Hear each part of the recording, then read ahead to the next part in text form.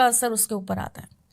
पर जो व्यक्ति तंत्र मंत्र के घेरे में है, ऐसे व्यक्ति के ऊपर संध्या होते होते होते होते उसके अंदर बेचैनी बढ़ने लगती है और ऐसा व्यक्ति ना बहुत डल होने लगता है, मायूस होने लगता है, थॉट प्रोसेस नेगेटिव हो जाता है। भूत प्रेत में ऐसा नहीं होता, वो ओवर एक्टिव हो जाता है।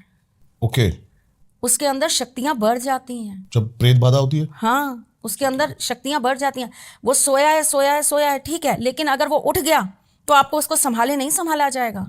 खाने की हैबिट्स भी बहुत ज्यादा बढ़ जाती हैं। बहुत ज्यादा बढ़ जाती हैं। ऐसा व्यक्ति खाएगा तो खाता ही चला जाएगा, खाता ही चला बॉडी जाएगा, में लग नहीं रहा कुछ भी, कुछ नहीं लग रहा। जिसके ऊपर काला जादू या इस तरह की चीजें होती है, नजर बाधा दोष होता है, ऐसा व्यक्ति अपनी चीजें भूलने लगता है। उसे चीजें याद नहीं आती, मतलब बड़ा याद करना पड़ता है कि क्या चीजें हो रही हैं। लेकिन जिसके ऊपर काला जादू नहीं है और उसके ऊपर भूत प्रेत का साया है, ऐसे व्यक्ति का ब्रेन और ज्यादा एक्टिव हो जाता है। ओके। उसके अंदर शक्ति आ रही है ना, चाहे नेगेटिव आ रही है चाहे पॉजिटिव आ रही है, शक्ति तो आपके अंदर आ ही रही है ना। बिल्कुल सही कह रहे हो। तो ऐसे व्यक्ति की रूपरेखा बदल जाती है। ऐसे व्यक्ति की आंखें आपको और बड़ी मिलेंगी, हल्की सी रेडिश मिलेंगी या येलोइश मिलेंगी। जबकि जिस पर काला जादू होगा ना, उसकी आंखें आपको बहुत डल मिलेंगी। हमारे साथ में सिम्टम्स होते हैं जिनसे हम पता कर सकते हैं कि भाई ये काला जादू है या ये भूत प्रेत है।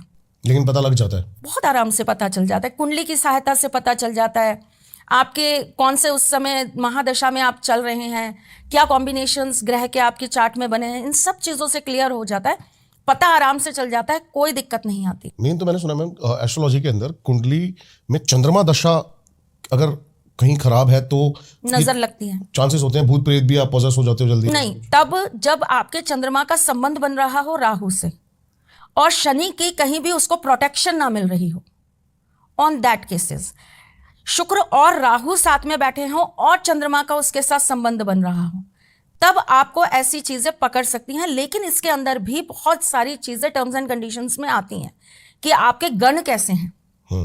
अगर उसमें भी आप देवगण के हैं तो इतनी आसानी से वो चीजें आप पर हावी नहीं हो पाएंगी। आपको कहीं ना कहीं उससे निकलने का मौका देती रहेगी कुदरत।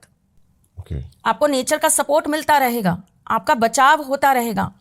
लेकिन अगर आपके गण राक्षस है तो थोड़ा सा आपकी ऐसी कंडीशन पर इन चीजों के प्रभाव में आना ज्यादा सॉलिड हो जाता है।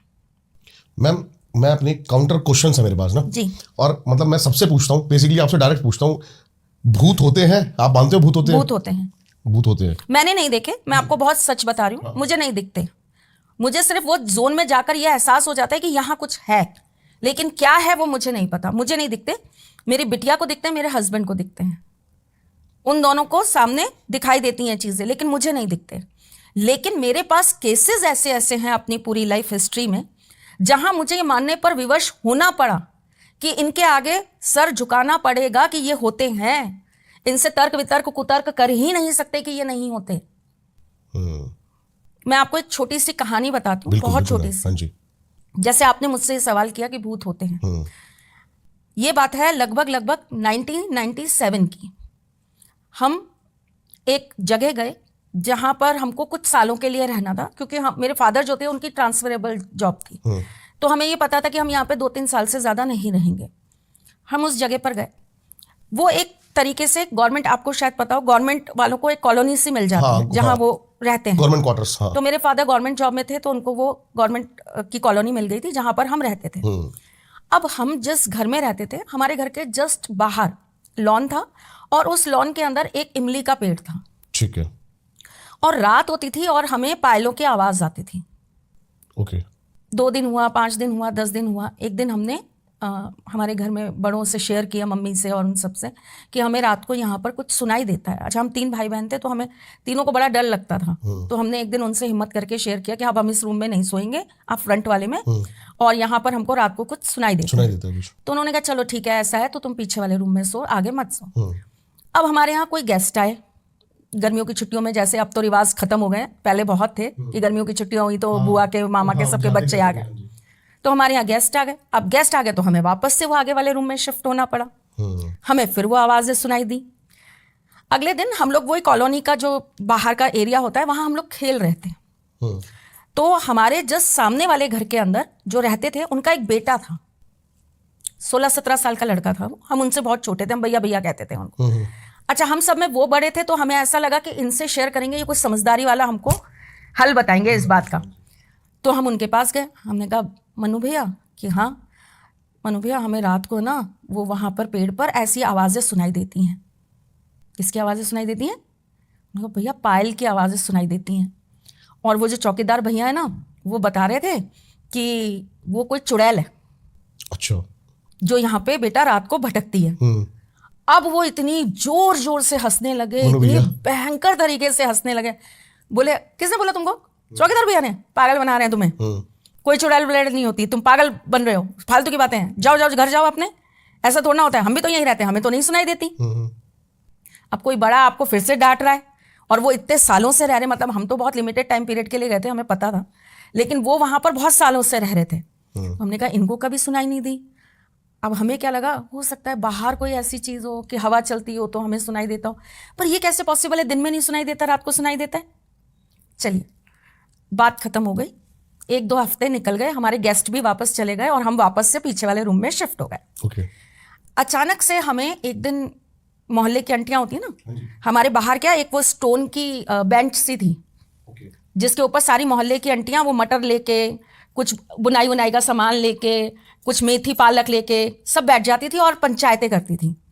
तो वहां पर ये सर्दियों के दिन थे, सब बैठी हुई और बातें बातें चल रही, और उसमें उन्होंने ये चीज कही कि मन्नू के ऊपर कोई साया है।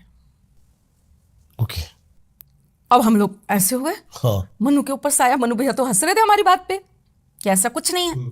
अब उन्होंने मम्मी को जो कुछ भी बताया हुआ, हम अंदर आ गए। बाद में हमने धीरे से, मम्मी जहाँ जहाँ जाए हम मम्मी के पीछे पीछे जाएं, और हमने मम्मी से पूछा कि मम्मी क्या हुआ? बोले पता नहीं क्या हुआ, लेकिन उसके साथ में ना कुछ गड़बड़ हुआ है। और चूँकि छोटा सा शहर था भाई, बहुत बड़ी जगह नहीं थी, छोटा सा शहर था, और उस शहर में कोई ऐसा तांत्रिक था जिसके पास उसको लेकर गया। तो उन्होंने बताया कि इसके ऊपर कोई चुड़ैल आ गई है। अब हमारे अंदर का वो जो क्यूरियोसिटी वाला जानवर था ना, वो और जागृत हो गया। अब हम तीनों भाई बहनों ने प्लानिंग करी कि हम ये आगे वाले रूम में ही सोएंगे आज, देखने के लिए, और हम ये देखेंगे कि कहीं यही तो मन्नू भैया के पास नहीं चली गई। और आप विश्वास करिए, हमें रात को पायलों की आवाज़ नहीं आई, हमें पायलों की आवाज़ नहीं आई। और उसके बाद हम लगभग 1.5-2 साल उस घर में रहे, हमें कभी आवाज़ नहीं आई। और मन्नू भैया का क्या रिएक्शन था उस पर? मन्नू भैया तो बहुत बुरी जब्त में थे, फिर उनको कुछ बहुत दिक्कत आने लगी फिजिकली, फिर उनको पैरालिसिस हो गया और एंड ऑफ द डे वो ख़त्म हो गए।